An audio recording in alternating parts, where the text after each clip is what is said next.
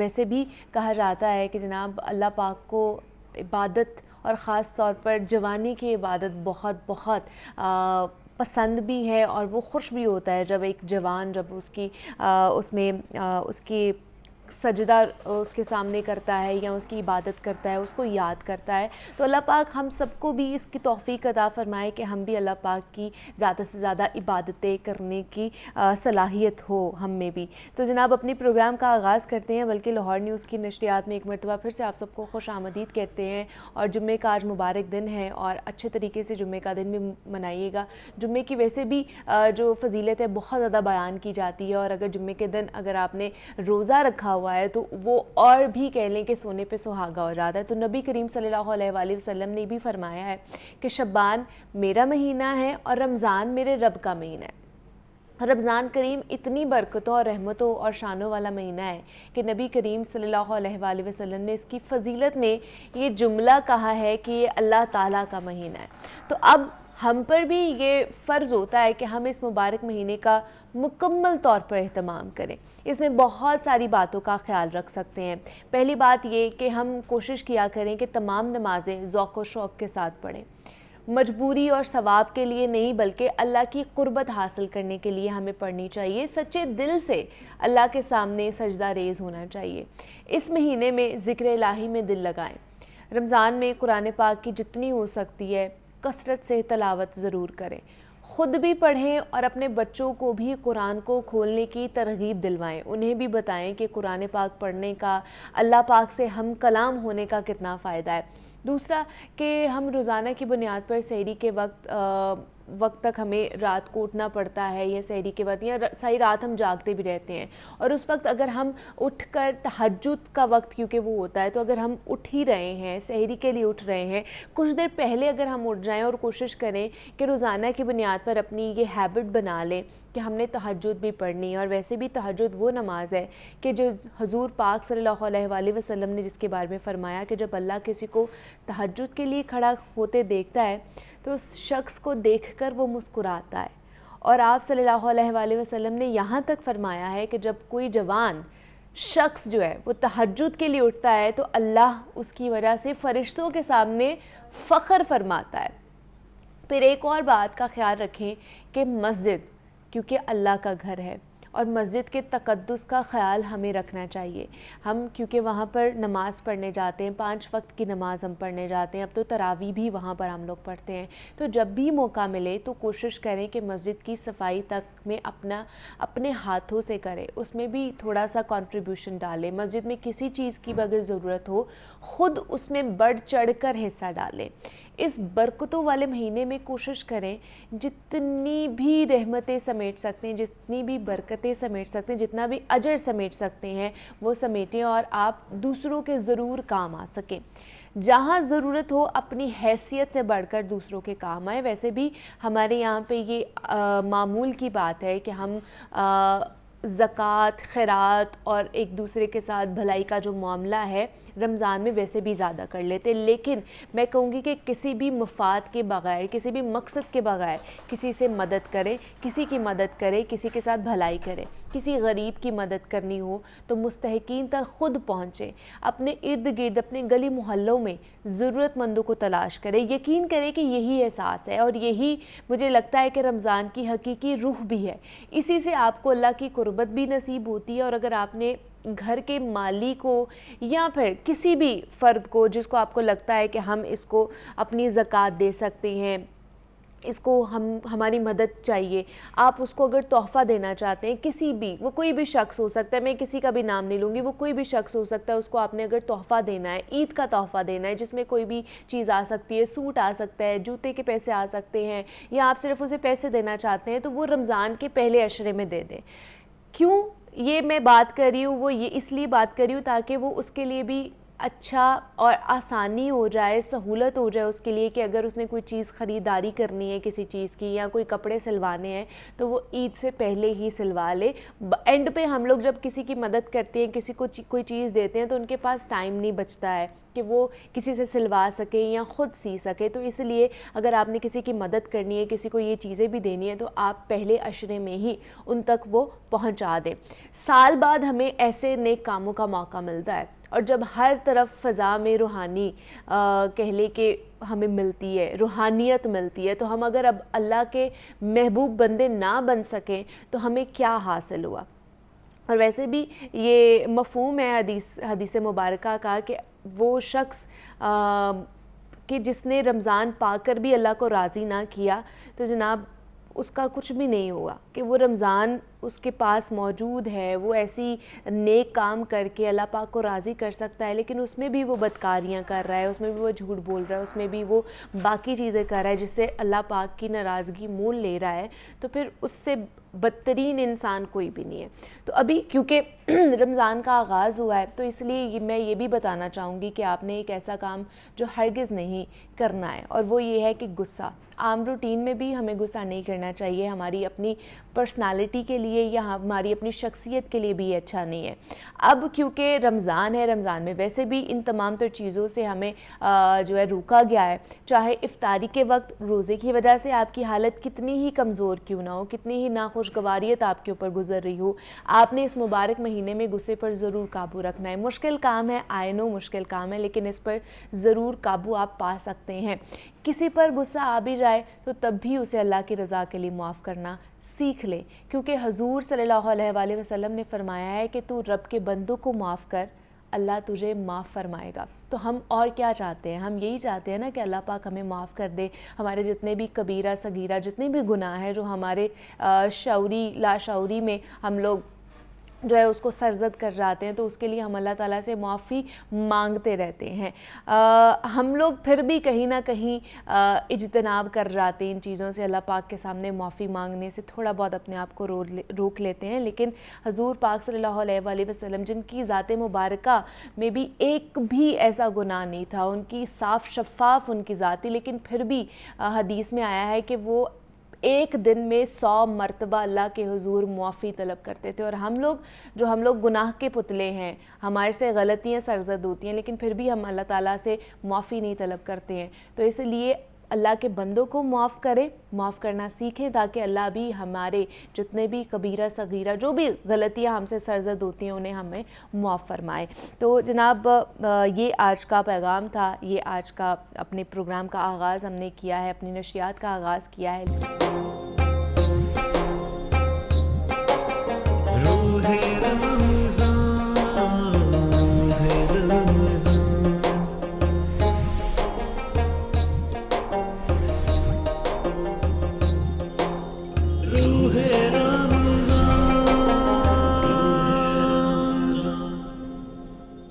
Lahore news کی رمضان نشریات روح رمضان میں ایک مرتبہ پھر سے آپ سب کو خوش آمدید کہتے ہیں. اور جناب روزے تو آپ لوگ رکھ ہی رہے ہیں, لیکن اس کے ساتھ ساتھ آپ کے صحت کا خیال رکھنا بھی ہماری اولین ترجیح ہے. تو آج ہم بات کرنے والے ہیں کہ سر درد یا پھر مائیگرین کا شکار افراد اکثر کسی پرسکون یا پھر تاریک کونے کی تلاش میں رہتے ہیں, اور جہاں انہیں کوئی آواز سنائی نہ دے, جہاں نہ تو ان تک روشنی پہنچے اور نہ ہی کوئی غیر ضروری آواز انہیں سنائی دے. اس کا شکار جو لوگ ہیں ایسا تب کرتے ہیں کہ جب انہیں مائیگرین یا درد شقیق کا ہوتا ہے. اس مرض کے شکار افراد کو سر درد میں اضافے کے ساتھ ساتھ شدید گھبراہٹ محسوس ہوتی ہے, اور ان کے مزاج یا ان کے موڈ میں تبدیلی کے علاوہ بعض اوقات ان کو قے بھی محسوس ہو رہی ہوتی ہے, وامٹنگ, نوزیا بھی ہو رہا ہوتا ہے. جنہیں سر درد کا مسئلہ ہو اور ان کیفیات کو کس طرح وہ جو ہے نا وہ پرکھ سکتے ہیں یا بچا جا سکتا ہے, اور خاص طور پر نوجوان یا کم عمر جب سر درد کا شکار ہونا شروع ہوتے ہیں تو انہیں ایسا لگتا ہے کہ اب بس ان کا دن ختم ہو گیا ہے, کہ اب اس کے علاوہ وہ کچھ بھی نہیں کر سکتے ہیں, وہ پرفارم بھی نہیں کر سکتے ہیں باقی کی اپنی جو ڈیلی چیزیں ہوتی ہیں, کیونکہ سر درد بہت زیادہ ہوتا ہے, اور خاص طور پر جو آدھے سر کا درد جسے مائگرین کہتے ہیں اس کا, تو بعض اوقات انہیں خود پر بھی غصہ آ رہا ہوتا ہے, اور کبھی کبھی ایسا نہیں لگتا ہے کہ اب اس درد کی وجہ سے خود سے نفرت کرنا معمولی سی بات ہو جاتی, کیونکہ یہ ڈپریشن کا شکار بھی ہونے لگتے ہیں. اور درد شقیقہ نے بہت سے لوگوں کو اپنا طرز زندگی تبدیل کرنے اور بعض صحت مند غذاؤں کے استعمال کی ترغیب بھی دی ہے, جس سے انہیں درد کی اذیت سے بچنے میں میرے خیال سے بہت زیادہ مدد بھی ملتی ہے. جیسے کہ بہت سے لوگ ہیں وہ باقاعدگی سے ناشتہ اور کافی پینے کو ترجیح دیتے ہیں, لیکن جب بھی رمضان کا مہینہ قریب آتا ہے تو انہیں ایک عجیب سی پریشانی لاحق ہو جاتی ہے کہ اب اس مہینے میں تبدیل ہونے والی جو روٹین ہے ان پر مطلب اگر وہ جائیں گے تو پھر کیا ان کے اوپر اثر ہوگا. بعض اوقات تو اسی پریشانی اور درد شقیقہ کی وجہ سے پورا مہینہ روزہ رکھنے سے بھی وہ محروم ہو جاتے ہیں. تو آج ہم اسی چیز پر بات کرنے والے ہیں کہ اگر آپ کو مائگرین ہوتی ہے, کیونکہ یہ 2-3 دن گزرے ہیں, اس میں بھی بہت سے لوگوں نے شکایت کی ہے کہ ہمارا آدھے سر کا درد نہیں جا رہا ہے. اس کی کافی وجوہات ہو سکتی ہے, لیکن پرابلم اس کا سب سے بڑا یہ ہے کہ اگر یہ ایک دفعہ ہو جاتی ہے تو پھر یہ اپنا ٹائم لے کر ہی جاتی ہے. اس کا ایسے نہیں ہے کہ ایک عام روٹین والا جو آپ کا سر درد ہوتا ہے اس میں آپ نے پین کلر کھائی اور آپ کا سر درد بہتر ہو جاتا ہے, تو یہ ویسا نہیں ہے. یہ ہفتہ بھی لیتی ہے, یہ 15 دن کے اوپر محیط بھی ہوتے ہیں یہ درد, اس کی ڈیوریشن جو ہوتی ہے, تو اس لیے کسی پروفیشنل سے کنسلٹ کرنا بہت زیادہ ضروری ہوتا ہے. تو آج ہم نے 2 پروفیشنل اپنے اسٹوڈیوز میں بلائے ہوئے ہیں. ایک تو پین مینجمنٹ کے حوالے سے ہم بات کریں گے کہ کس طرح اس سے بچا جا سکتا ہے اور کس طرح پین مینج کی جا سکتی ہے, کیونکہ یہ پینفل بہت زیادہ پروسیس ہوتا ہے. اور دوسرا یہ کہ ڈائٹری ہیبٹس ہماری کس طرح کی ہونی چاہیے خاص طور پر رمضان کے مہینے میں کہ ہم اس سے بچ سکیں. تو ہم آج اسی کے متعلق بات کریں گے کہ سر درد یا مائگرین کا پرابلم جن لوگوں کو رہتا ہے, اور یوزلی تو ہم اس کی پین کلر کھا سکتے ہیں یا اپنی ڈائٹ بہتر کر سکتے ہیں, لیکن اگر ہم فاسٹ کر رہے ہیں, اگر ہم روزہ رکھ رہے ہیں, تو اس میں ہم لوگ اس آبویسلی 13 سے 14 گھنٹے کا روزہ ہے, تو اس میں ہم لوگ کچھ بھی کھا پی نہیں سکتے ہیں. تو اس کے دوران ہمیں کیا کرنا چاہیے یا اسے کس طرح بچا جا سکتا ہے. تو ڈاکٹر شہزاد کریم بھٹی صاحب ہمارے ساتھ موجود ہیں, پین مینجمنٹ ایکسپرٹ ہیں, اور ان کے ساتھ ہمیں ماریہ زبیر نے بھی جوائن کیا ہے, کنسلٹنٹ نیوٹریشنسٹ اینڈ ڈائٹیشین ہیں. ڈاکٹر صاحب آپ کو بھی خوش آمدید کہتے ہیں روح رمضان کی نشریات میں, اور ماریہ آپ کو بھی خوش آمدید کہتی ہوں. سب سے پہلے ڈاکٹر صاحب آپ سے ہی بات کروں گی. ڈاکٹر صاحب سب سے پہلے تو مجھے بتائیے کہ یہ ہوتا کیوں ہے مائگرین کا پرابلم. 3 ابھی روزے گزرے ہیں اور بہت سے لوگوں نے شکایت کی ہے کہ ہمیں مائگرین کی درد جو ہے وہ شروع ہو جاتی ہے جیسے ہی ہم روزہ رکھتے ہیں, تھوڑی دیر بعد اٹھتے ہیں جاب پر جانے کے لیے اور مائگرین کا درد شروع ہو جاتا ہے. آپ کی بات بالکل درست ہے. ہمارے پاس بھی پیشنٹس اب آنے شروع ہو گئے ہیں, لیکن ان کو ایک بات کہتا ہوں کہ ایک چیز پہچاننی ضروری ہے کہ یہ مائگرین ہے یا آفٹرنون ہیڈ ایک ہے. یہ غور کریں ذرا. ایک چیز اس کو آفٹرنون ہیڈ ایک کہتے ہیں, زہر کی نماز کے بعد درد شروع ہو جاتی ہے. اس کی وجہ مائگرین سے ڈفرینٹ ہے. اچھا, جیسے بلڈ پریشر لو ہونا شروع ہو جاتا ہے, شوگر کی کمی ہونی شروع ہو جاتی ہے, پانی کی کمی ہونی شروع ہو جاتی ہے, اور وہ خاص طور پہ وہ لوگ جن کو چائے پینے کی یا سگریٹ اسموکنگ کی عادت ہے ان کا نکوٹین لیول کم ہونا شروع ہو جاتا ہے. یہ تمام چیزیں پین ٹریگر کر دیتی ہیں. تو اس کو ٹپیکل نام ہے اس کا آفٹرنون ہیڈ ایک. نشانی اس کی یہ ہے کہ یہ سارے سر میں ہوگی. عام طور پر جب مائگرین ہوتی ہے وہ ایک سائڈ پہ ہوتی ہے, آدھے سر میں ہوتی ہے. پھر وہ تھربنگ ہیڈ ایک ہوتی ہے, لگتا ہے پیشنٹ کو کہ میرے اندر کچھ چل رہا ہے, اور اس کے بعد پیچھے سے کھچاؤ شروع ہو جائے گا, اور یہ 4 سے 6 گنا خواتین میں زیادہ ہوتی ہے. تو پہلے اگر ہم یہ پہچان لیں کہ درد کی وجہ کیا ہے, اس کے بعد اس کو ٹریٹ بھی کیا جا سکتا ہے. ٹھیک ہے. جہاں تک آپ نے مائگرین کی بات کی, ہاں جی بالکل ٹھیک ہے, کیونکہ یہ بھی ٹریگرز ہیں کہ جب آپ کو بھوک زیادہ لگی ہو, نیند پوری نہ ہوئی ہو, اوور ایگزرشن ہو, تو یہ تمام چیزیں مائگرین کو ٹریگر کر سکتی ہیں.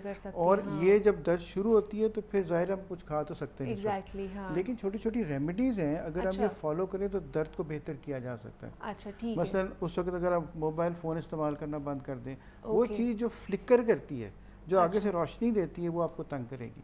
کمرے میں روشنی زیادہ ہے, کمرے میں شور زیادہ ہے, آپ کسی ٹھنڈے کمرے میں چلے جائیں, لائٹس بالکل ڈم کر دیں, کمرے کا ٹیمپریچر تھوڑا لو کر دیں, تو آہستہ آہستہ یہ پین بہتر ہونا شروع ہو جائے گی. سو پین کو بہتر کیا جا سکتا ہے, ختم کرنا اس وقت. اور ویسے بھی ڈاکٹر صاحب خاص طور پہ مائگرین کی پرابلم کے بارے میں کہا جاتا ہے کہ اس کی کوئی ایسا سولوشن نہیں ہے, اس کی ریمیڈیز ہی آپ لے سکتے ہیں, آپ اس کا مکمل خاتمہ نہیں کر سکتے ہیں. واقعی ایسا ہے یا آپ سائنٹیفکلی ہمیں کوئی ایسی چیزیں موجود ہے جس سے اس کا مکمل طور پر خاتمہ کیا جا سکتا ہے؟ اچھا, خاتمہ کرنے کے لیے سب سے ضروری چیز یہ ہے کہ آپ کو اس کی وجہ کا پتہ ہو. 70 to 80% آف مائگرین جو اس کی کاز کا ہی نہیں پتا. اچھا, جب اتنی ہماری سائنٹیفک ریسرچ ہے, میں اب ریڈیولوجی میں ہوتا ہوں, سی ٹی اسکین کرتے ہیں, ایم آر آئی کرتے ہیں, اینجیوگرافیز کرتے ہیں, اس سے لیٹسٹ اور کوئی چیز ہی نہیں ہے. اس میں بھی آپ کاز نہیں پتہ کر سکتے, لیکن ہم ٹریٹمنٹ کرتے ہیں اس کا as a pain management specialist. ہم خاص طور کے اوپر جو انر ٹریٹمنٹس ہیں, ایسے ٹریٹمنٹ جس کا کوئی نقصان نہیں ہے, ہم اوزون تھراپی سے ٹریٹمنٹ کرتے ہیں. کئی 100 پیشنٹس ہم نے کیے ہیں اور وداؤٹ اینی سائڈ افیکٹس, اور most of them, not all of them, ان میں سے اکثریت جو وہ ٹھیک ہے. اچھا, وداؤٹ سائڈ افیکٹس. ابھی کتنے 6 مہینے سے 1 سال ہو گیا اور اس سے بھی زیادہ ٹائم گزر گیا, ماشاءاللہ وہ ٹھیک ہے. کیا بات ہے. سو ٹریٹمنٹ از پاسبل, لیکن آپ کو ایگزیکٹ کاز کا تو پتہ ہو پہلے. ہاں, وہ آپ جا کے ڈاکٹر سے کنسلٹ کر کے ہی آپ کو پتہ چل سکتی ہے. اچھا ماریہ, سب سے پہلے تو بتائیے ڈائٹری ہیبٹس ہماری کیونکہ چینج ہو جاتی ہیں, اس کی وجہ سے بھی شاید ہمارا سر میں درد رہتا ہے. جس طرح ڈاکٹر صاحب نے کہا کہ ہمارا نکوٹین لیول, کیونکہ ہم نے چائے کافی پینے کی عادت ہوتی ہے, ہمیں دن میں 3-3 4-4 کپ پی رہے ہوتے ہیں, اور اس میں ہمارے صبح کھانا ہے یا ہم نے افطاری میں کھانا ہے, تو اس کی وجہ سے بھی سر درد ہوتا ہے. اور دوسرا مائگرین بھی ہو رہا ہے. سر درد اور مائگرین دونوں الگ الگ ہیں, تو کس چیز کی ڈیفیشنسی کی وجہ سے زیادہ یہ پریویل کر سکتے ہیں؟ سر درد اور مائگرین کی روزے کی حالت میں بیسک ریزن یہی ہے کہ آپ نے یا تو ڈائٹ بیلنس نہیں لی, اوکے, یا پھر آپ نے پانی, آپ کے اندر پانی کی کمی ہے, ڈیہائیڈریشن ہو گئی ہے. تو اس میں میں بیسیکلی یہی ریکمینڈ کرتی ہوں کہ آپ اپنی سحری میں بھی, عام طور پہ سحری کے ٹائم کھجور نہیں لی جاتی. ہاں بالکل, وہ تو ہم افطاری میں کھاتے ہیں. ہاں جی, لیکن آپ سحری کے ٹائم 2 سے 3 کھجور لے لیں. اوکے, تو اس پہ وائٹامنس, فائبر اور کچھ الیکٹرولائٹس ایسے ہیں کہ جس سے ہمارے ڈی ہائیڈریشن کو جو بیٹ کر سکتے ہیں. واہ جی واہ, کیا بات ہے. تو یہ پریکٹس نہیں ہے ہمارے مطلب عام طور پہ, تو میں یہی ریکمینڈ کرتی ہوں کہ آپ سحری کے ٹائم بھی 2 سے 3 کھجور لے لیا کریں. ٹھیک ہے, پھر اس سے آپ کا واٹر لیول بیلنس رہتا ہے, ڈی ہائیڈریشن نہیں ہوتی, اور ہیڈ ایک کی طرف پھر ایشو نہیں جاتا. لیکن ہمارا یوزلی سحری میں کہا جاتا ہے کہ دہی کھا لے, وہ آپ دہی کا بھی بیسک ڈی ہائیڈریٹ نہیں ہونے دیتا ہے, یا آپ کو آپ کی پیاس نہیں آپ کو لگتی ہے. ہاں جی, اس کا بھی بیسیکلی ریزن یہی ہے نا کہ دہی لے لیں, اور ساتھ میں لسی لے سکتے ہیں. پانی کی جگہ آپ اپنی سحری میں لسی ایڈ کریں, اور ساتھ میں بیلنس ڈائٹ لیں, تو اس سے آپ کو ہیڈ ایک کا ایشو نہیں ہوگا, کیونکہ اوبیسلی آپ کی واٹر باڈی کی ریکوائرمنٹ پوری ہو جائے گی. اس کے علاوہ آپ افطار سے لے کے نیکسٹ سحری تک فروٹس کا انٹیک زیادہ کریں. ہاں جی, اس میں بھی وائٹامنس پائے جاتے ہیں, اور اسپیشلی پانی والے جیسے اورنجز وغیرہ ہیں, آج کل خربوزہ آ گیا ہے, ایسی چیزیں آپ افطار سے لے کے سحری تک اپنی ڈائٹ میں ایڈ کر سکتے ہیں. جی بالکل, اور افطار کے ٹائم پہ بھی آپ فروٹس لے سکتے ہیں, فروٹ چاٹ لے سکتے ہیں, اور آئلی چیزوں سے اور مسالے دار چیزوں سے تھوڑا پرہیز کریں. یا مطلب سحری میں عام طور پہ زیادہ تر اسپائسز کھائے جاتے ہیں, اسپائسی چیزیں لی جاتی ہیں, تو ان چیزوں کو اوائڈ کریں, تھوڑا کم مسالے والی چیزیں لیں, اس سے پھر آپ کو ہیڈ ایک کا یا مائگرین کا ایشو نہیں ہوگا. مائگرین کا. اور جن کو چائے پینے کی عادت ہے وہ کیا کریں؟ مطلب صبح اگر انہوں نے پی لی ہے لیکن اس کے بعد بھی ان کا سر درد نہیں جاتا ہے, مطلب دوپہر میں جب وہ کام پر جاتے ہیں تو اس ٹائم بھی ان کو عادت ہوتی ہے, تو وہ اس کیا ریمیڈی کر سکتے ہیں اس حوالے سے صبح افطاری کے ٹائم, سحری کے ٹائم؟ چائے کو آپ سحری کے ٹائم اگر آپ کو زیادہ عادت ہے تو آپ اس کو کہوے میں کر سکتے ہیں, ریپلیس کر کے کہوا لے سکتے ہیں. اچھا, یا پھر آپ ایسے کر لیں کہ آپ پہلے پانی کو بوائل کریں, پانی کے اندر پتی کو ڈال کے اس کو بوائل کریں, اور پھر چولہا بند کر کے اس میں منیمم کوانٹٹی, آلموسٹ 20% کوانٹٹی, پانی کی 20% مقدار آپ دودھ کی ڈالیں. اچھا, مطلب دودھ کم ہونا چاہیے, دودھ کم ہو, اس سے پھر ملک اور کیفین کا وہ انٹریکشن نہیں ہوتا کہ جس سے آپ کی باڈی میں ڈی ہائیڈریشن ہو سکتی ہے, پھر اس سے ہیڈ ایک سے اور مائگرین سے کافی حد تک بچت ہوتی ہے. تو یا تو کہوا لیں یا پھر آپ اپنی چائے کو اس طرح شفٹ کر کے اس طرح کم دودھ والی چائے پئیں تاکہ آپ کی جو ڈی ہائیڈریشن کا پرابلم ہے وہ ایگریویٹ نہ ہو, وہ زیادہ نہ ہو. اچھا ڈاکٹر صاحب, جس طرح آپ نے بات کی کہ اوزون تھراپی آ چکی ہے, تھوڑا سا یہ بھی بتا دیں کہ ہمارے دیکھنے والوں کو یہ اوزون تھراپی ہے کیا, کس طرح یہ کی جاتی ہے, ڈاکٹرز کس طرح کرتے ہیں اسے علاج؟ اچھا ماریہ نے بہت اچھی بات ہے کہ میں 2 چیزیں اس میں ایڈ کریں گے. ضرور جی, تھوڑی سی اپنے ایکسپیرینس سے. ہاں ضرور. ہم صبح سحری کے وقت میرے پاس جتنے پیشنٹس آتے ہیں میں ان سے پوچھتا ہوں کہ آپ نے صبح کھایا کیا اور پیا کیا. اچھا پتہ چلا جی 2 پراٹھے کھائے, 6-8-10 گلاس پانی کے پی لیے, اور اس کے بعد صبح دوپہر کو جناب پھر بھی سر درد شروع ہو پھر گیا. درد رہتا ہے. اب ایک چیز یاد رکھنے کی, اچھا ایسا کوئی نظام باڈی میں موجود نہیں ہے کہ پہلا پراٹھا زور تک, دوسرا عصر تک اور تیسرا مغرب تک چلے گا. نہ پہلے 2 گلاس زور تک چلیں گے, اگلے 2 عصر اور اگلے 2 وہ آپ صرف اپنے پیٹ پہ بوجھ ڈال رہے ہیں اور کچھ نہیں کر رہے ہیں. ایک چیز آپ ٹیکنیکل نوٹ کریں, جب آپ پانی زیادہ پیتے ہیں تو آپ کو 2 گھنٹے کے اندر زیادہ دفعہ باتھ روم جانا پڑتا ہے. جب آپ زیادہ دفعہ باتھ روم جاتے ہیں اس کا مطلب یہ ہوا کہ آپ کے اندر سے جو سالٹس ہیں وہ زیادہ نکل گئے. بالکل. اوزون بیسیکلی آکسیجن ہے. اچھا اس کو ہم میڈیکل گریڈ آکسیجن کو ہم ایک جنریٹر میں سے گزار کے ایک اوزون بناتے ہیں. ٹھیک ہے. یہ ایک نیا لیٹسٹ اکوپمنٹ ہوتا ہے جس میں اوزون بنتی ہے. یہ نہ تو اسٹیرائڈ ہے, نہ کوئی اینٹی بایوٹک ہے, نہ اس کا کوئی نقصان ہے, بیسیکلی آکسیجن ہے جس کے لیے ہم اور آپ زندہ ہیں. اس آکسیجن کو, اس اوزون کو ہم کی بہت ساری پراپرٹیز ہیں جس میں سے ایک پین مینجمنٹ ہے, اس میں اینٹی جو انفلیمیٹری ہے یعنی سوزش کو کم کرتی ہے. اس کے علاوہ یہ اسکن کو بہت بہتر کرتی ہے. اس کے علاوہ آپ کے باقی باڈی سسٹمز کو اس کے بڑے پازیٹیو افیکٹ ہیں. فار پین مینجمنٹ ہم کرتے ہیں مائیگرین کے لیے کہ ہم اسکن کے اوپر اوزون لگاتے ہیں, اسکن کے اندر نہیں. وہ ایبزارب ہو جاتی ہے, یعنی اسکن کو آپ کو ٹیکا نہیں لگانا پڑتا, یوز سرنج ہی ہوتی ہے کہ اسکن کے اوپر ایسے رکھیں گے وہ جذب ہو جائے گی. اچھا اور ٹوٹل 5 سے 10 منٹ کا ٹریٹمنٹ ہے. ہمیں پتہ ہوتا ہے ٹریگر پوائنٹس کہاں پہ ہیں, کس جگہ پہ لگنی ہے, کس ڈوز میں لگنی ہے. اس کے بعد 3 سے 4 سیشنز ہوتے ہیں, اور آئی ٹیل یو کہ 90% لوگوں کی مائیگرین جو ہے وہ اللہ کے کرم سے ٹھیک ہو گئی ہے. کیا بات ہے. دوسری چیز یہ کہ سائیڈ افیکٹ کوئی نہیں ہے, کوئی آپ نے ٹیبلٹ نہیں دی, کوئی اسٹیرائڈ نہیں دیا, کوئی پروسیجر نہیں کیا, so nothing to lose. So hundreds of patients کو اللہ نے شفا دی ہے, تو یہ ضرور کوشش کرنی چاہیے. نہیں تو یہ کتنی دیر بعد سیشن لینا پڑتا ہے؟ ہفتے میں ایک it will take 5 to 10 minutes, that's it. اور یہ سسٹین کتنا کرے گا؟ کتنے کئی لوگوں کو تو دوبارہ درد ہوتی نہیں, کئی لوگوں کی انٹینسٹی بہت کم ہو جاتی ہے, کئی لوگوں کی ڈیوریشن کم ہو جاتی ہے. سو ہر طرح کا پاسبل ہے, اور کئی لوگ تو ایسے ہوئے جنہوں نے 1 سے 2 سیشن لیے, دوبارہ ضرورت ہی نہیں پڑی ان کو. کیا بات ہے. تو اس لیے ہمیں ان طرح اس ٹریٹمنٹ کی طرف میرے خیال سے جانا چاہیے. اگر آپ ریلیکس ہونا چاہتے ہیں یا مائیگرین سے چھٹکارا حاصل کرنا چاہتے ہیں تو مجھے ہماری یہ بتائیے کہ کون کون سی ایسی چیزیں ہیں, نیوٹرینٹس ہیں جن کی ڈیفیشنسی کی وجہ سے بھی ہمارے یہ لیتھارجک یا سر درد یا مائیگرین کا پرابلم زیادہ ہو سکتا ہے؟ بیسیکلی روزے کی حالت میں تو زیادہ مائیگرین کا ایشو نمکیات کی کمی کی وجہ سے ہو جاتا ہے, الیکٹرولائٹ ڈیفیشنسی کی وجہ سے ہو جاتا ہے, اور ملٹی وائٹامنس کی ڈیفیشنسی کی وجہ سے ہو سکتا ہے. اس وجہ سے میں نے آپ کو پہلے بھی کہا تھا کہ افطار سے لے کے سحری تک اگر آپ درمیان میں فروٹ کا باؤل لے لیں یا فروٹس رینڈملی لے لیں تو وہ آپ کے لیے بہت اچھے ہیں. لیکن فروٹس تو ہم ایز اے فروٹ چاٹ کھا رہے ہوتے ہیں افطاری میں, لیکن اس کے اندر جو باقی ہم لوازمات ڈالتے ہیں تو کیا لگتا ہے آپ کو کہ اس کی وجہ سے ان کی جو نیوٹریشن ہے وہ ختم تو نہیں ہو جاتی؟ نہیں, نیوٹریشن ختم نہیں ہو جاتی, لیکن ہمارے گھروں میں یا عام طور پہ پریکٹس ہے کہ جب فروٹ چاٹ بنایا جاتا ہے تو اس کے اندر مینگو جوس ڈال دیتے ہیں, پیکج جوس, یہ میں نے کافی جگہ دیکھا ہے, چینی ڈال دیتے ہیں. تو ہم ان چیزوں کو ریپلیس کر کے اورنج کو ایک اسکویش کر کے وہ بھی ڈال سکتے ہیں.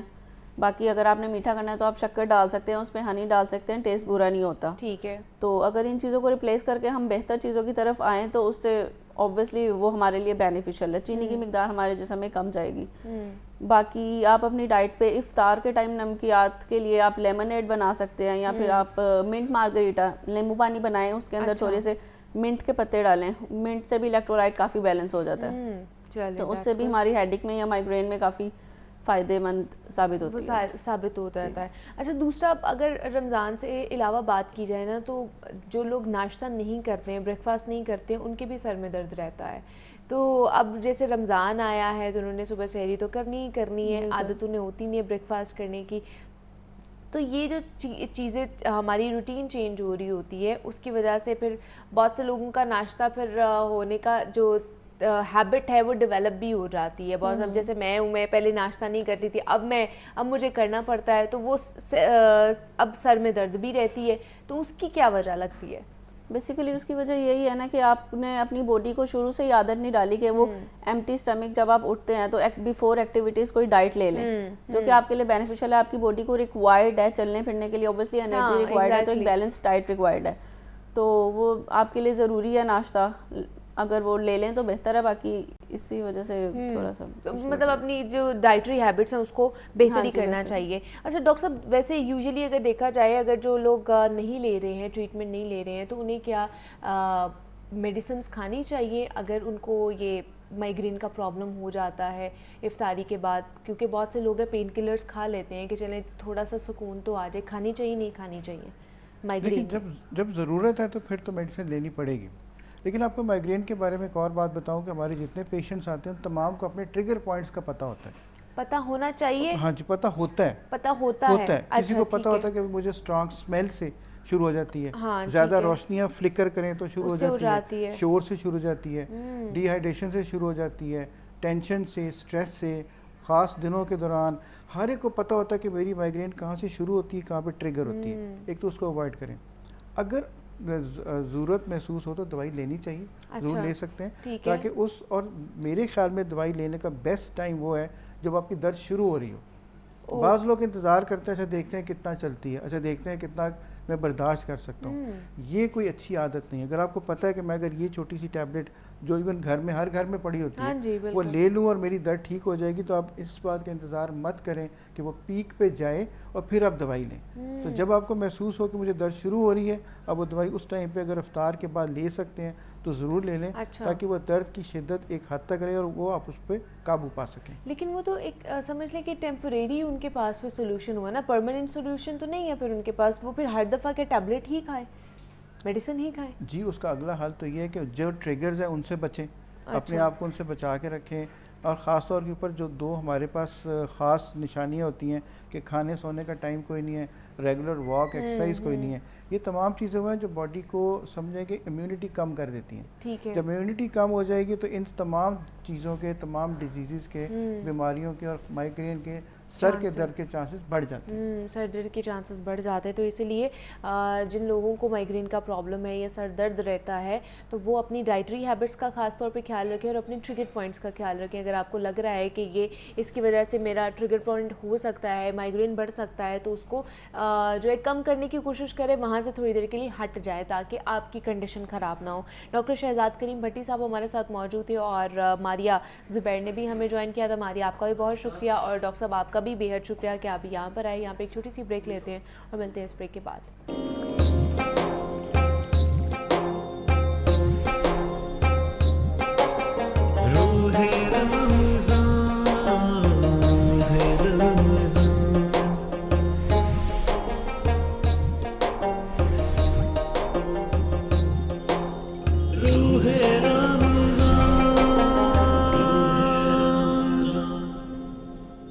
لاہور نیوز کی رمضان کی نشریات میں ایک مرتبہ پھر سے آپ سب کو خوش آمدید کہتے ہیں. امید کرتی ہوں کہ آج کا آپ کی جو افطاری ہے بہت اچھی گزری ہوگی, پورا دن بلکہ آپ کا بہت اچھا گزرا ہوگا. افطاری ہو چکی ہے اور اپنے پروگرام کا آغاز کرتے ہیں. اور جناب, اسلام امن اور بھائی چارے کا مذہب ہے اور ہمارے دین کی بنیادی اساس ہی یہ ہے کہ صلح اور امن سے رہا جائے اور دوسروں کے حقوق کا خیال بھی رکھا جائے. برصغیر اور دنیا کے دیگر ممالک میں اسلام بزرگوں کی دعوت تبلیغ سے پھیلا. امن, تلقین اور بزرگان دین کی تعلیمات نے اسلام کو پھیلانے میں بھرپور اپنا کردار بھی ادا کیا ہے.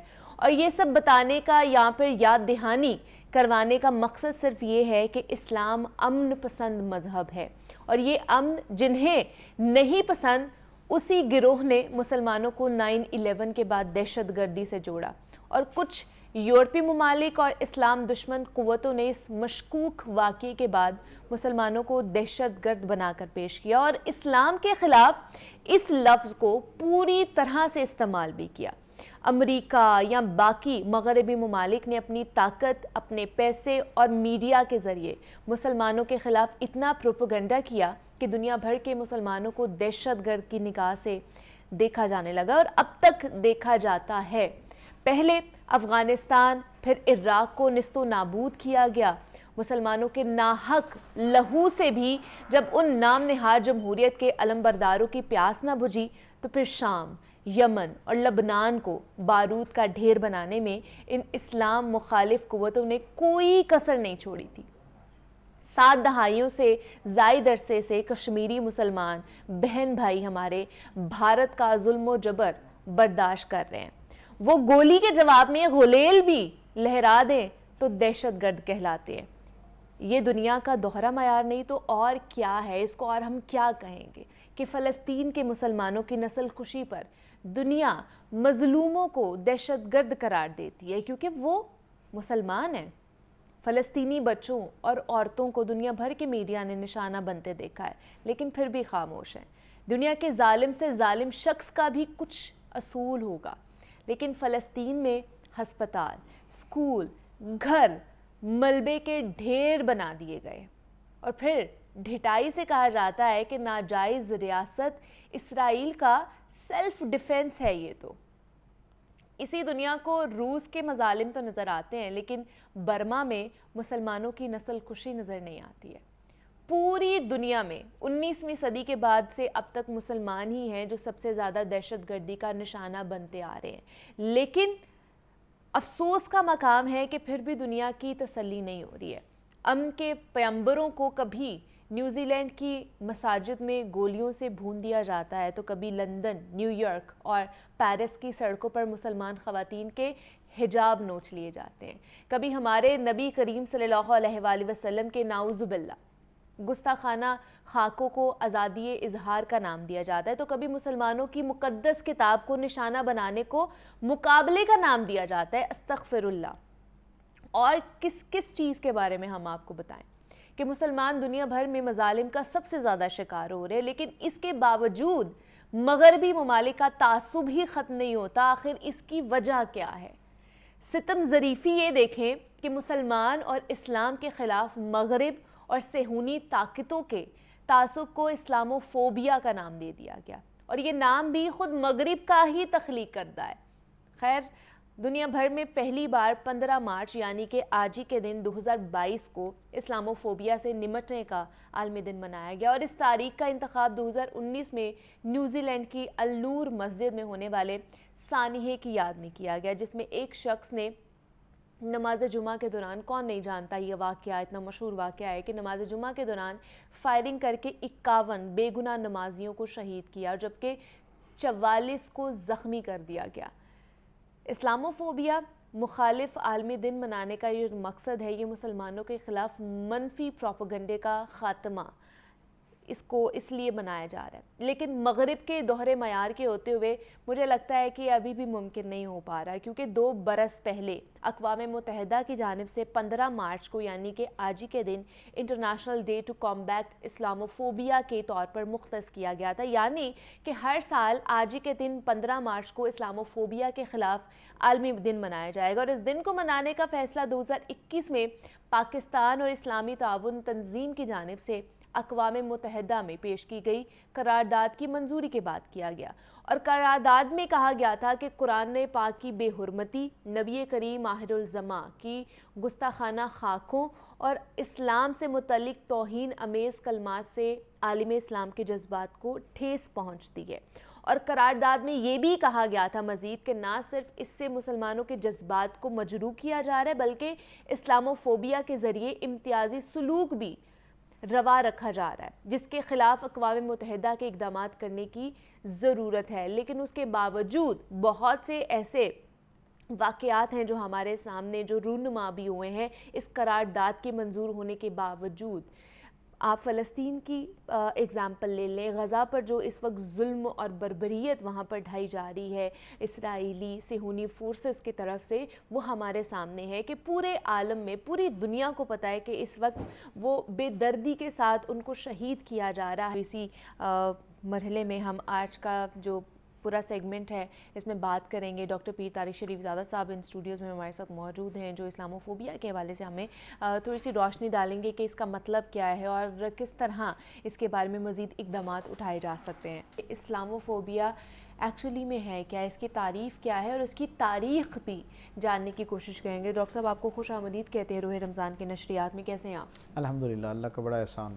افطاری کیسی ہوئی آپ کی؟ الحمدللہ. ہاں، اسب معمول جو ہے وہ بس جسے کہتے ہیں نا وقت کے ساتھ ایک مقابلہ ہوتا ہے، وقت کے ساتھ مقابلہ ہوتا ہے. اور دوسرا یہ کہ شکر ہے کہ آج کل موسم بھی تھوڑا سا ساتھ دے رہا ہے تو اس کی وجہ سے تھوڑا ٹھنڈا ٹھنڈا جو ہے نا وہ موسم ہے اور روزہ بھی ٹھنڈا ٹھنڈا گزرتا ہے.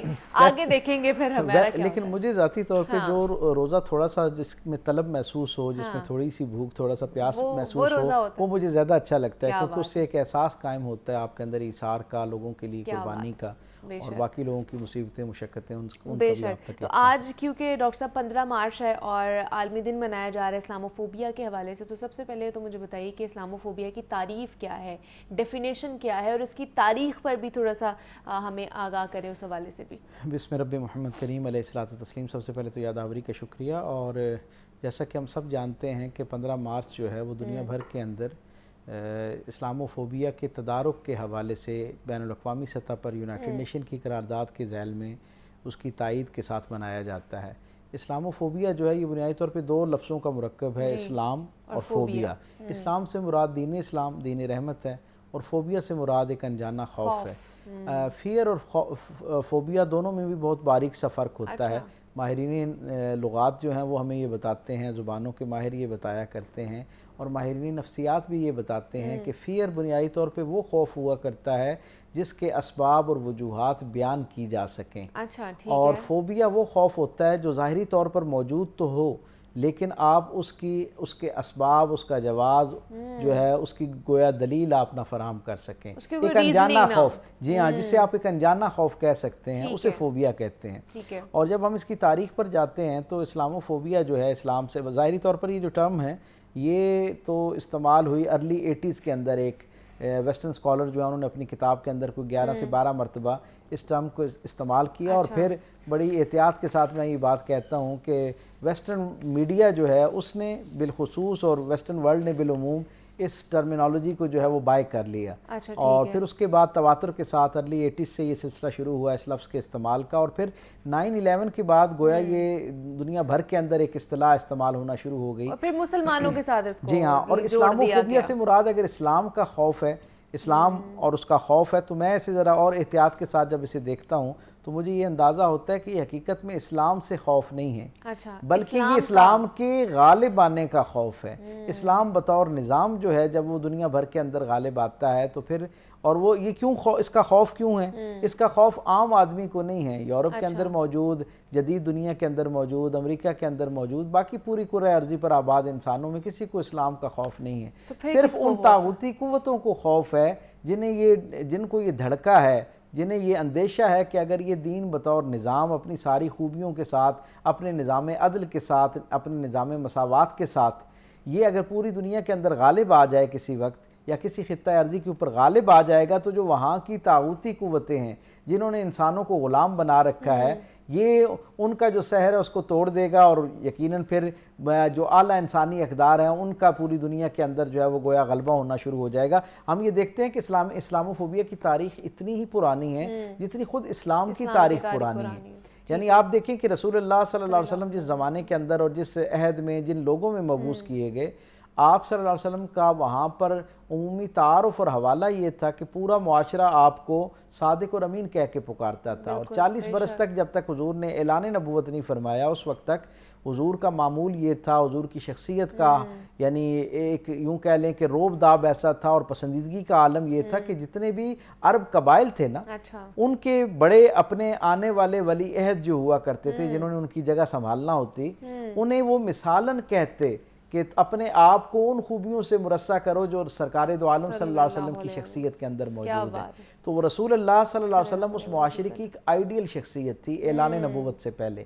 لیکن جیسے ہی رسول اللہ صلی اللہ علیہ وسلم نے اللہ کی توحید خالص کی طرف لوگوں کو بلانا شروع کیا اور پھر ایک اگلے درجے پر ایک ایسے بنیادی نظام کی طرف توجہ دی اور بندوں کو بندوں کی غلامی سے نکال کر اللہ کی غلامی میں دینے کے لیے جب آواز بلند کی، تو وہی سارے لوگ جو آپ کو بڑا آئیڈیلائز کرتے تھے، آپ کو بہت پسند کرتے تھے، آپ کی ذاتی خصائل کی وجہ سے بھی اور آپ کے جو خاندانی پس منظر تھا اس کی وجہ سے بھی، وہ سارے کے سارے لوگ آپ کے خلاف ہو گئے. حتیٰ کہ جو آپ کے اپنے خاندان میں کئی ایسے لوگ تھے جن سے ظاہری طور پر ابو لہب جیسے لوگ جن کے ساتھ ایک خونی نسبت تھی، وہ لوگ بھی کیونکہ اس نظام سے اپنے لیے اور اپنے گرد و پیش میں جو لوگ ان کی طرح کے ان کے مزاج کے لوگ تھے، وہ جو ظلم اور بربریت کا ایک نظام تھا اس کے لیے اس حضور کے پیغام کو خطرہ محسوس کر رہے تھے، اس لیے وہ بھی اسلاموفوبیا کا شکار ہو گئے. اور یہ اس وقت کی روایت کسی نہ کسی انداز میں کوئی ایسا پچھلے 1500 سال میں زمانہ نظر نہیں آتا کہ جب انسانی تاریخ جو ہے نا وہ اسلاموفوبیا سے یعنی اسلام کے خوف سے جو ہے وہ خالی ہو. ہر زمانے کے اندر اپنے اپنے انداز میں اس کے میڈیمز چینج ہوتے رہے, اس کا جو امپلیمنٹیشن ہے, اس کے بارے میں جو ایجنڈا ہے, پروپیگنڈا ہے, وہ چینج ہوتا رہا, اس کے میڈیم چینج ہوتے رہے, لیکن یہ ہر زمانے میں کہیں نہ کہیں موجود رہا. لیکن ڈاکٹر صاحب یہ بڑا پریویل کرتا جا رہا ہے نا, یہ پروپیگنڈا جو ہے, یہ منفی پروپیگنڈا اسلام کے حوالے سے, اسلاموفوبیا کے حوالے سے, تو آپ کو لگتا ہے کہ اس کو کم کیا جا سکتا ہے؟ کیونکہ یہ ایک جنگ ہے جو بڑھتی ہی جا رہی ہے ہماری دنیا میں. اگر پاکستان میں دیکھیں, اس وقت غزہ میں جو ہو رہا ہے وہ بھی دیکھیں, تو یہ بڑھتی ہی جا رہی ہے. تو اس کے اوپر کس طرح اقدامات کیے جا سکتے ہیں؟ یہ آپ نے بالکل صحیح سوال کیا کہ یہ ہر لمحہ جو ہے اس کے اندر دنیا بھر کے اندر ایک اضافہ ہوتا جا رہا ہے. لیکن آپ دیکھیں گے کیا عجیب معاملہ ہے کہ پوری دنیا میں جس ملک کے اندر سب سے زیادہ اس کے اوپر پیسہ خرچ کیا گیا, اسلاموفوبیا یعنی اسلام کے حوالے سے بدگمانی پیدا کرنے کی نسبت سے جہاں سب سے زیادہ وسائل خرچ کیے گئے, آپ یہ دیکھیں کہ پچھلی 2 دہائیوں میں 9/11 کے بعد اسی ملک کے اندر سب سے زیادہ تیزی کے ساتھ پھیلنے والا جو دین ہے وہ اسلام ہے. اور اس کے آپ یہ دیکھیں کہ اسلاموفوبیا کے اس وقت عالم یہ ہے کہ برطانیہ جو اپنے آپ کو انسانی اقدار کا لمبردار تصور کرتا ہے, اور جو اپنے آپ کو جمہوریت اور جمہوری قدروں کے اعتبار سے جسے کہتے ہیں نا بانی کے طور پہ اپنا تعارف کرواتا ہے, اور یقیناً وہاں کے معاشرے کی اپنی کئی خوبصورت جو روایات ہیں, جیسے ہر معاشرے کے اندر کچھ اچھی باتیں ہوا کرتی ہیں, لیکن اس کے باوجود وہاں جو اپنے آپ کو بڑا ایک سلوگن کے ساتھ دنیا کو ویلکم کرتے ہیں کہ یہاں آنے والے ہر شخص کو جو ہے وہ بلا تعصب اپورچونٹیز اور مواقع فراہم کیے جاتے ہیں, بغیر رنگ نسل کے اور بغیر مذہب کے, بغیر زبان کے تعصب میں جائے. لیکن وہاں کے حوالے سے خبر یہ ہے کہ جو ہائفن کے نام سے دنیا بھر کے اندر اعداد و شمار اور سروس کے حوالے سے ایک بہت معتبر پلیٹ فارم ہے, جسے ہم یہ کہہ سکتے ہیں کہ دنیا کی جو 3-4 بڑے اور معتبر پلیٹ فارمز ہیں جن کے کیے جانے والے سرویز اور ان کے ٹرینڈز جو ہیں وہ دنیا بھر میں حکومتوں کے بننے اور تبدیل ہونے کا میں بھی بنیادی ذریعہ بنتے ہیں. آپ یہ دیکھیں کہ ان کی رپورٹ یہ, اور پھر اس میں ایک بڑی اہم بات یہ ہے کہ ہائفن جو ہے اس کا جو ماضی ہے وہ بہت زیادہ مسلمانوں کے حوالے سے خیرخواہی پر مبنی نہیں ہے.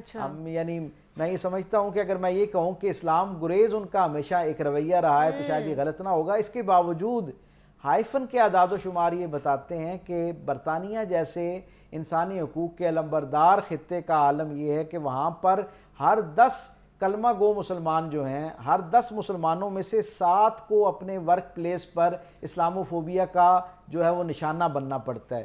تو آپ اس سے اندازہ لگائیں. اور پھر یہ جو وہاں پر ایک تعصب ہے وہ صرف یعنی عام روزمرہ کی زندگی جو ہے اس میں ہی نہیں ہے, بلکہ آپ یہ دیکھیں کہ اب یہ تعصب اسکولوں میں داخلوں سے لے کر نام کے اعتبار سے, حجاب کے اعتبار سے ایک درجہ آگے بڑھتا اب اس کا عالم یہ ہو گیا ہے کہ وہاں کی جو پارلیمنٹس ہیں اور وہ جو وہاں کی باضابطہ حکومتیں ہیں ان کے لب و لہجے میں بھی یہ تعصب جو ہے وہ ہمیں نظر آنا شروع ہو جاتا ہے. اور اس کی بہت بڑی مثال جو ہے وہ برطانیہ کے اندر جو مسلم ممبر پارلیمنٹ تھیں سعیدہ وارسی, انہوں نے جب وہاں پر ریزائن کیا تو احتجاجاً اپنے استعفے کے ساتھ جو آخری خطاب کیا اس میں انہوں نے کہا کہ یہ فورم جو دنیا میں جمہوری اقدار کے اعتبار سے, احترام آدمیت کے اعتبار سے بہت معتبر فورم مانا جاتا ہے, میں یہاں پر بھی دیکھتی ہوں کہ معاشرے میں وہ جو اسلاموفوبیا کا ایک رنگ ہے اور ایک زہر ہے وہ یہاں تک پہنچ گیا اور یہاں تک آ گیا.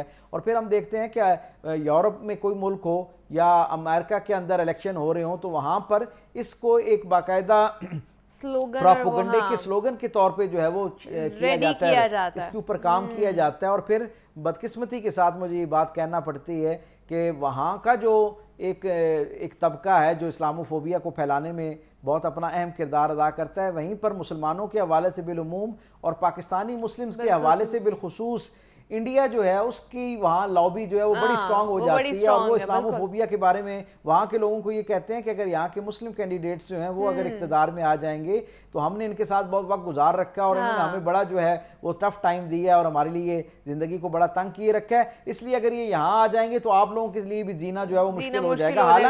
حالانکہ میں حیران ہوتا ہوں کہ دنیا بھر کے اندر گو کہ اللہ کا یہ کرم ہے کہ دنیا کے اندر جو غیر متعصب ذہن ہے جب وہ خود اپنے طور پر اس ساری صورتحال کا جائزہ لیتے ہیں تو انہیں اندازہ ہوتا ہے کہ پاکستان کے اندر رہنے والی جو غیر مسلم اقلیتیں ہیں ان کے ساتھ کس درجے کا ان کو جو ہے ان کے ساتھ حسن سلوک ہوتا ہے, ان کے لیے ایکول اپرچونٹیز کا کس طرح کا اہتمام کیا جاتا ہے, وہ پارلیمنٹ ہو, جابز ہوں, ہر جگہ پہ ان کے لیے خاص طور پہ جو ہے وہ اہتمام پایا جاتا ہے. اور بائی اینڈ لارج جو ایک بڑا طبقہ ہے کمیونٹیز کے اندر جو اقلیتوں میں ہمارے مسیح بہن بھائی ہوں، یہاں پر حتیٰ کہ ہندو بہن جو رہنے والے ہمارے ساتھ جو پاکستانی ہیں، وہ سکھ کمیونٹی کو آپ دیکھ لیں، ان سب کی بالاتفاق پاکستان کے حوالے سے جو رائے ہے اس کو بھی دنیا دیکھتی ہے، اور پھر جو کشمیر کے اندر ہندوستان کی طرف سے جو ظلم و بربریت اسلام کے نام پر سات دہائیوں سے اسلام دشمنی کے حوالے سے جو پچھلے 7 دہائیوں میں کوئی ایک دن ایسا نہیں گزرا، نہ کوئی عید، نہ کوئی شب برات، نہ کوئی رمضان، نہ کوئی محرم، نہ ربیع الاول، کوئی ایک دن ایسا نہیں گزرا جس دن انہوں نے ان کو سکون سے رہنے دیا۔ اور ان کا قصور کیا ہے؟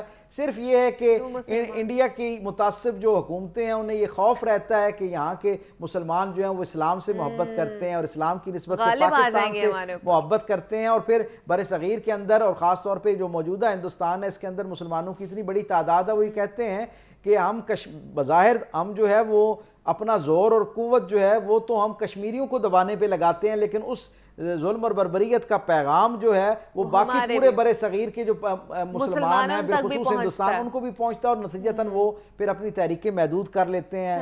تو شاید وہ یہ سمجھتے ہیں کہ اگر یہ کسی جگہ پر مسلمان اکٹھے ہو گئے اور یہ کہیں انہوں نے ایک پولیٹیکل موومنٹ جو ہے اس کو شروع کر دیا تو شاید ان کو ڈیل کرنا ہمارے لیے مشکل ہو جائے گا۔ لیکن کیا آپ کو لگتا نہیں پیر صاحب کہ جتنے بھی ہمارے اسلامک ممالک ہیں، تنظیمیں ہیں، ان کو ایک پیج پہ ایک فورم پر آ کر اس کے حوالے سے، کشمیر کے حوالے سے یا پھر غزہ کے حوالے سے بات تو ضرور کرنی چاہیے؟ بالکل، لوگ ہم سے اکثر سوال کرتے ہیں، میں کیونکہ international institute for Islamophobia studies کو پاکستان میں ریپرزینٹ کرتا ہوں، اور اکثر ہم سے یہ سوال کیا جاتا ہے کہ جی اس کا کیا حل کیا ہے، اسلاموفوبیا کو ڈیل کیسے کیا جائے؟ تو اس کا بہت عام فہم طریقہ یہ ہے، میں یہ سمجھتا ہوں کہ مکالمے کا دروازہ کھولا جائے۔ ہمیں بھی مسلمانوں کو بہت کشادگی کے ساتھ اپنا دروازہ کھولیں، اور علمی بنیادوں پر۔ میں آپ کو بتاؤں، ویسٹ میں جب یہ اسلاموفوبیا کی ایک لہر آتی ہے نا، تو ہم یہ دیکھتے ہیں کہ ایک بڑا طبقہ تو لا تعلق رہتا ہے، پھر کچھ لوگ ایسے ہوتے ہیں جنہیں لا علمی کی بنیاد پر جو کچھ میڈیا ان کو انجیکٹ کرتا ہے اسی سے ان کی ایک رائے بن جاتی ہے۔ سو ہم یہ سمجھتے ہیں کہ ایک بہت بڑا طبقہ ایسا ہے جو لا علمی کی وجہ سے اس اسلاموفوبیا کا شکار ہوتا ہے۔ حقیقی معنوں میں اسلام کا جو اصل چہرہ ہے جب ان کے سامنے رکھا جائے، اسلام کی اصل تعلیمات ان کے سامنے جب رکھی جاتی ہیں تو وہی لوگ جو ہے ان کی رائے بدل جاتی ہے۔ آپ یہ دیکھیں پورا جدید دنیا کا جو اس وقت کا کینوس ہے اس کے اوپر اسلاموفوبیا کے حوالے سے یعنی ہر طرح کی جو مشق ہے وہ کی جا رہی ہے، لیکن اس کے باوجود اسلام دنیا بھر میں سب سے زیادہ تیزی کے ساتھ پھیلنے والا مذہب کیوں ہے؟ اس کے ہم جب وہاں نیو مسلم سے بات کرتے ہیں کہ بھائی آپ کیسے مسلمان ہوئے، تو وہ پتہ کیا کہتے ہیں؟ وہ کہتے ہیں جب ہم اس پروپیگنڈا کا شکار ہوئے نا تو ہمیں دلچسپی پیدا ہوئی خوف کی بنیاد پر کہ یہ اسلام ہے کیا، اتنا اگر یہ ناپسندیدہ ہے اور اتنا خطرناک ہے تو پھر ہمیں اس کے بارے میں جاننا چاہیے۔ کہتے ہیں بس وہاں سے ہماری ہدایت کا سفر شروع ہوتا ہے جب ہم اسلام کو جاننا شروع کرتے ہیں، اور بالخصوص قرآن حکیم اور صاحب قرآن سرکار دو عالم صلی اللہ علیہ وسلم کی زندگی کو جب وہ جاننا شروع کرتے ہیں۔ اور وہ کہتے ہیں کہ جب ہمیں یہ پتہ چلنا شروع ہوتا ہے کہ دین حقیقت میں رسول رحمت صلی اللہ علیہ وسلم کی زندگی کا نام ہے، آپ کے اسوہ کا نام ہے، ہم جب حضور کی زندگی کو پڑھنا شروع کرتے ہیں نا تو از خود بہت سارے سوالات جو ہیں ان کے جوابات ہمیں ملنا شروع ہو جاتے ہیں۔ نتیجہ کیا ہوتا ہے کہ وہی لوگ کہتے ہیں ایک بڑا طبقہ جو ہے 20% سے زائد لوگ جو اس وقت کنورجن جن کی ہوئی جو مسلمان ہوئے، ان کی رائے یہ ہے مختلف سرویز کے اندر جدید دنیا پوری کا میں عمومی ایک احوال آپ کے ساتھ شیئر کر رہا ہوں کہ جنہوں نے دین اسلام کو جاننے کی کوشش کی، اس کو پڑھنے کی کوشش کی، اس کی تاریخ، اس کی اصل کو جاننے کی، اس تک رسائی حاصل کی، اللہ تعالیٰ نے اس رسائی کی جستجو میں ان کو دین کی نعمت عطا کر دی۔ لیکن ایک سب سے بڑا طبقہ جو سورس لوگوں کو جدید دنیا میں اور بالخصوص یورپ اور امریکہ کینیڈا کے اندر اسلام کے ساتھ جوڑنے کا ذریعہ بنا، جب ہم ان سے پوچھتے ہیں تو 64% لوگ جو نئے مسلمان ہوئے پچھلی 2 دہائیوں میں 9/11 سے آنورڈ، وہ یہ کہتے ہیں کہ 100 میں سے 64 ایک بہت بڑا عدد ہے۔ وہ کہتے ہیں کہ ہم نے اپنے گرد و پیش میں جو ویسٹ کے اندر رہنے والے مسلمان ہیں ان کو جب دیکھا، ان کے ساتھ معاملات کی، اور بالخصوص جب ان کا خاندانی نظام دیکھا، مسلمانوں کی جو فیملی ویلیوز ہیں اور اس کے اندر جو آپ کے ہاں رشتوں کے احترام کا ایک نظام موجود ہے، اسے دیکھ کر ہمیں لگا کہ جو دین، جو نظریہ حیات اس عارضی سی زندگی کے لیے اتنی خوبصورتی کے ساتھ رشتوں کو ایک دوسرے کے ساتھ راحت کا ذریعہ بناتا ہے، محبت کا ذریعہ بناتا ہے، آسانی اور آسودگی کا ذریعہ بناتا ہے، وہ دین یقیناً آخرت کے حوالے سے بھی اتنا ہی سنجیدہ ہوگا اور اس کے حوالے سے بھی اتنی ہی اس کے اندر خیر موجود ہوگی۔ نتیجتاً 64% لوگوں کی یہ رائے ہے کہ جو آپ کا فیملی ویلیوز ہیں اور فیملی سسٹم کے اندر جو رشتوں کے ساتھ آپ کی قربت اور احترام اور اکرام پایا جاتا ہے، وہ کہتے ہیں کہ ہمیں رشک آتا ہے کہ جس انداز میں آپ اپنے والدین جو ظاہری طور پر عملی زندگی میں آپ کی ظاہری زندگی کے تقاضوں میں کنٹریبیوٹ نہیں کر سکتے، نہ فائنینشلی نہ کسی اور حوالے سے. جس درجے کا احترام آپ کے ہاں یعنی مسلم فیملیز کے اندر پایا جاتا ہے وہ اتنا خوبصورت ہے. اور پھر جس انداز میں مسلمان باقی لوگوں کے لیے، اپنے گرد و پیش کے لوگوں کے لیے پازیٹیوٹی کا اپنے اندر ایک جذبہ رکھتے ہیں، آسانی کا جذبہ رکھتے ہیں، کمیونٹی سینس جس کو کہتے ہیں، اور کمیونٹی بیس رسپانسبلٹیز کو جس طرح پورا کرتے ہیں، وہ ایک بہت بڑا متاثر کرنے کا ایک ذریعہ ہے. نتیجہ اس کا یہ ہے کہ وہ جو ایک مسلسل پروپیگنڈا کیا جا رہا ہوتا ہے وہ چند دنوں تک تو کسی کو اپنے نرغے میں لیتا ہے، اپنے اثر میں لیتا ہے، لیکن جب حقیقی معنوں میں لوگ اسلام کو جاننا شروع کرتے ہیں تو پھر ان کے لیے جو ہے وہ شروع. اور پھر ایک اور بہت بڑا جو میں سمجھتا ہوں اسلاموفوبیا کو زائل کرنے کا از خود ایک ذریعہ ہے، وہ ویسٹ کی جو حکومتیں ہیں اور جو ان کے باثر پاور کاریڈورز ہیں ان کے اندر جو ایک منافقانہ چہرہ ہے ان کا، کہ آپ یہ دیکھیں کہ صرف امریکہ کے اندر 400 سے زائد ایسی این جی اوز ہیں جو حشرات الارض اور آبی جانوروں اور پرندوں کی جو ہے نا حقوق کے لیے بے چین ہو جاتی ہیں. ذرا سی لاپرواہی کے ساتھ جو ہے نا وہ بیماری آتی ہے حشرات الارض کے اندر تو وہ اس کے لیے سلوگن لے کے باہر آ جاتے ہیں اور ان کے لیے احتجاج کرتے ہیں اور فکر مند ہو جاتے ہیں. ایسا لگتا ہے جیسے اور جو غزہ کے اندر ان کو 31,000 لوگ جو پچھلے چند دنوں کے اندر جن کی شہادتیں ہیں وہ نظر نہیں آتی، وہ جو یتیم اور بلکتے ہوئے بچے ہیں جن کو کئی ماہ سے بنیادی انسانی غذائی ضرورت جو ہے وہ تک نہیں فراہم کی جا رہی، وہ جو کتنی بیوائیں ہیں. اور آپ یہ دیکھیں کہ اس وقت آج کے اعداد و شمار تک کا حال یہ ہے کہ 71,000 سے زائد، یہ یونائٹڈ نیشن کا جو ہے اعداد و شمار وہ میں آپ سے شیئر کر رہا ہوں کہ 71,000 سے زائد لوگ جو ہیں وہ جو زخمی حالت کے اندر اس وقت ہاسپٹلز کے اندر موجود ہیں اور انہیں بہت بنیادی ضرورت کی جو ادویات ہیں وہ تک فراہم نہیں کی جا رہی. غزہ کو آپ نے دنیا کی سب سے بڑی ایک جیل بنا لی ہے اور اس کے چاروں طرف، اور یہ سارا کچھ کن کی ناک کے نیچے ہو رہا ہے جو اپنے آپ کو دنیا کا سب سے بڑا انسانی حقوق کا جو ہے وہ علمبردار سمجھتے ہیں اور جو کہتے ہیں کہ جی ہم اس کرے کے اندر اور اس پوری کائنات میں، اب تو انہیں دوسرے سیاروں کی بھی بڑی فکر ہے کہ وہاں کیا ہو رہا ہے اور وہاں پولوشن نہ پہنچ جائے اور ان کے راستے جو ہیں وہ خراب نہ ہو جائیں اور اوزون کی لیئر جو ہے وہ ہرٹ نہ کرنا شروع کر دیں. اس درجے کی جو یقیناً یہ بھی ساری اچھی بات ہے، یہ تو پھر منافقت ہوئی، اسی کو ہی منافقت کہتے ہیں. اور یہ جو ان کا منافقانہ رویہ ہے میں یہ سمجھتا ہوں یہ بھی از خود دنیا بھر کے اندر اسلاموفوبیا کو کاؤنٹر کرنے کا ایک بہترین ذریعہ بن رہا ہے. اور لوگ دیکھتے ہیں کہ وہی لوگ جو کیڑے مکوڑوں کی زندگی کو بچانے کے لیے تو اتنے بے چین نظر آتے ہیں اور قراردادیں پاس کرتے ہوئے نظر آتے ہیں، انہیں غزہ کے اندر یہ ہونے والا سارا کچھ جو معاملہ ہے اس کے اوپر آواز اٹھانے کی توفیق نہیں ملتی ہے. کیا ان کے دل پسیجتے نہیں ہیں؟ کیا یہ دنیا بھر کا جو میڈیا ہے جو جہاں دور افتادہ دیہاتوں میں رہنے والے اور نسبتاً جو تھرڈ ورلڈ کنٹریز ہیں وہاں کے میڈیا چینلز جو ہیں وہ اس کو دکھاتے ہیں اور وہاں کے رہنے والے لوگوں کی آنکھیں جو ہیں وہ آبدیدہ ہو جاتی ہیں، اشکبار ہو جاتی ہیں. تو کیا وہ جدید دنیا جو ہے جو ایک ایک لمحے کی خبر رکھے ہوئے ہے، کیا انہیں ان کی سسکیاں ان کے کانوں تک نہیں پہنچتی ہیں؟ کیا ان کے کٹے پھٹے جو جسم ہیں ان کے ساتھ لاوارثوں کی طرح ان کی جو لاشیں ہیں ان کو اٹھا کے والدین جب عزم و استقلال کے ساتھ اٹھا کے قبرستانوں تک لے جا رہے ہوتے ہیں اور اجتماعی تدفین کر رہے ہوتے ہیں، کیا وہ ان کے دل کے اوپر دستک نہیں دیتے؟ کیا ان کے اندر اس وقت انسانی حقوق کا وہ جو جذبہ وہ جس کے وہ اپنے آپ کو ریپریزنٹیٹیو کہتے ہیں اور علمبردار کہتے ہیں اور کہتے ہیں کہ ہم ہی دنیا کے اندر جو ہے نا وہ سارے حقوق کا تحفظ کرنے کا ضامن ہے، کیا انہیں وہ نظر نہیں آتا؟ اور اس کے لیے یہ جو منافقانہ رویہ ہے میں یہ سمجھتا ہوں یہ از خود یورپ کا اور جدید دنیا کا جو حقیقی جو ان کے حکمرانوں کا چہرہ ہے. عوام الناس کی میں بات نہیں کرتا لیکن حکمرانوں کا ایک بڑا طبقہ جو ہے بڑی رسپانسبلٹی ہوتی ہے نا، یہ صحیح رسپانسبلٹی انہی کی ہے.